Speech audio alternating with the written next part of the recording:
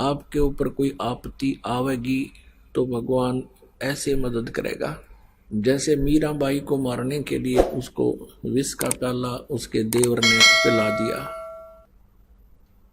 और वो पीगी मालिक को याद करके।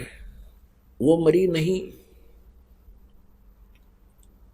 और कुछ हम देखते हैं किसी को इंजेक्शन लगा दिया, इंजेक्शन रिएक्शन हो गया और उसकी मृत्यु होगी। ये जो धन धन सतगुरु सच्चा सौदा सिरसा वालों का जो परम धनी था, वहां का जो प्रवर्तक है वो राधा स्वामी पंथ से निकला हुआ था और उसका नाम श्री खेमामल जी, उसको बलोचिस्तानी शाह मस्ताना कहा करते, शाह मस्ताना जी। क्योंकि वो पिछले पुण्यकर्मी प्राणी थे। उन पिछले पुण्यों के कारण ही प्राणी कोई राजनेता बनता है, पिछले ही भक्ति शक्ति से ही कोई साधु संत बनता है जो धार्मिक नेता बनता है। और वो दोनों ही अपने पुण्यों को नष्ट कर जाते हैं, अंत में उनकी दुर्गति होती है जब तक सत भक्ति उनको नहीं मिलती। जैसे कोई बैटरी चार्ज है इन्वर्टर की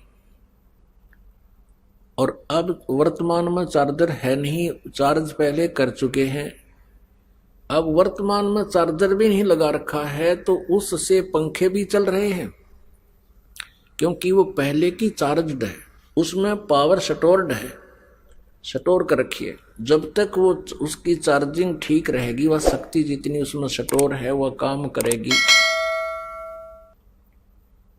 तो वो ठीक चलती रहेगी। पंखे भी चल रहे हैं, कूलर भी चल रहा है और ट्यूब भी जग रही है, नो प्रॉब्लम। और फिर एकदम जब उसका अंत होगा, डिस्चार्ज हो जाएगी वह बैटरी, फिर देखना सारी ये प्रॉब्लम।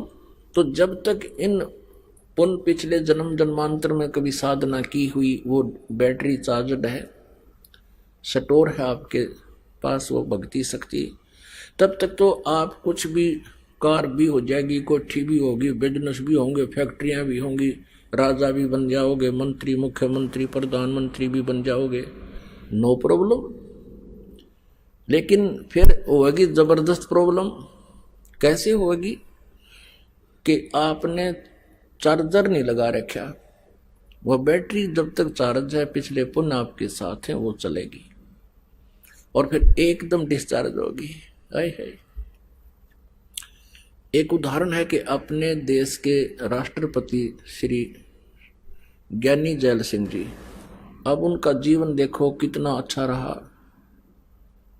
पहले पंजाब के मुख्यमंत्री बने, फिर और भी कोई मंत्री पद पर सेंटर में रहे, फिर वो राष्ट्रपति बन गए। अंत में फिर क्या हुआ कि उनका दुर्घटना होगी जब वो राष्ट्रपति पद पर नहीं थे और दुर्घटना से उनको बॉडी में काफी डैमेज हो गया। वो मरे गए उसी दुर्घटना में, साल 6 महीना भुगत गए, फिर रणी रस बात आई नहीं। और आगे क्या होगा वो भगवान का विधान बताता है। कबीर हरि की भक्ति बिना ये राजा रसब हो, माटी लदे कुम्हार के भाई घास ना डाले कोई। कि जो भक्ति नहीं करते वो राजा भी गधे की योनि में जाते हैं। फिर गधे के साथ कैसा सलूक होता है आपको पता ही है, ये तो गना एक्सप्लेन करने की जरूरत नहीं।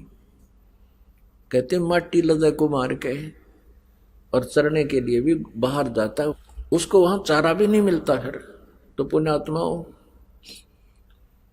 यहाँ यही बताना चाहते हैं परमात्मा हमारे को कि तुम इन जो गाइडलाइन तुम्हें बताई जा रही है इनको हृदय में जमा के और इनसे बाहर ना जाना, इनको भूल मत करना।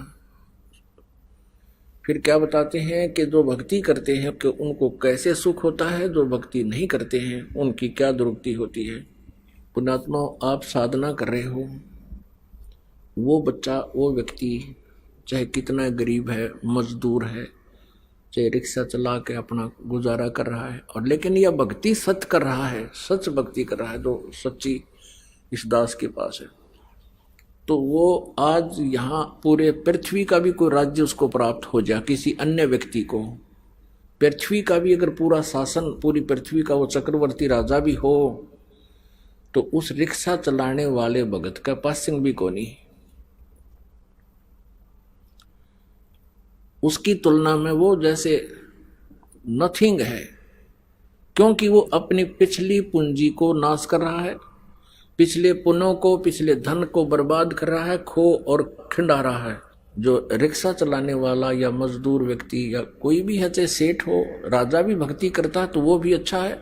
भक्ति करने वाले का तुलना नहीं कर रहा है ये दास, जो भक्ति ना करता, क्योंकि राजा से तुलना इसलिए की जाती है कि उसको तो हम सक्षम मानते हैं, समर्थ मानते हैं, सबसे बड़ा मानते हैं, और इसलिए उससे तुलना की जाती है कि अन्य की तो फिर स्थिति खत्म हो जाती है। जब राजा भी ना भक्ति करने वाला राजा और भक्ति करने वाले मजदूर से भी बुरा है, यूजलेस है उसका जीवन। ये तत्व ज्ञान की बातें हैं, उसी को समझ में आएंगी जो परमात्मा के इस ज्ञान को ग्रहण करता है। तो उसमें क्या होता है कि एक भक्त अपनी बैटरी चार्ज कर रहा है और वो डिस्चार्ज कर रहा है, उसका चार्जर है को नहीं, तो उसका अंत बुरा होगा और इसकी बैटरी चार्ज होगी, इसको सदा सुख रहेगा। तो इस कारण से जो साधनाएं करते हैं उनको कितना सुख होता है, और भक्ति करने वाले जो होते हैं, जैसे साधना तो सभी करते हैं, कोई किसी देव की, कोई किसी देव की, कोई किसी मजहब में किसी प्रकार की सभी पूजाएं कर रहे हैं, और वो साधना यदि शास्त्र अनुकूल नहीं है तो भी यूजलेस है। पुण्यात्माओं, आपने श्रीमद् भगवत गीता अध्याय नंबर 2 के श्लोक नंबर 37 और 38 में ये पढ़ा, ये लिखा है इसके अंदर कि गीता ज्ञान दाता ये काल कह रहा है अर्जुन को कि अर्जुन तू युद्ध कर ले और लाभ हानि जय पराजय को छोड़कर भूल के तू युद्ध कर, तुझे कोई पाप नहीं लगेंगे, तू पाप को प्राप्त नहीं होगा। और वो बता भी रहा कि ये भक्ति कर ले, मेरा सिमरण करो, ओम नाम का जाप है मेरा, 8वें अध्याय के 13वें श्लोक में कि ओम इति एक अक्षरम ब्रह्म विहारण माम अनुस्मरण ये प्रयाति तजन देहम सयाति परमाम गति। गीता ज्ञानदाता ब्रह्म श्री कृष्ण जी में बोल रहा प्रवेश करके, वो कहता है कि मुझ ब्रह्म का ओनली एक अक्षर ओम है, नथिंग एल्स। अपनात्मा जो गीता जी को पढ़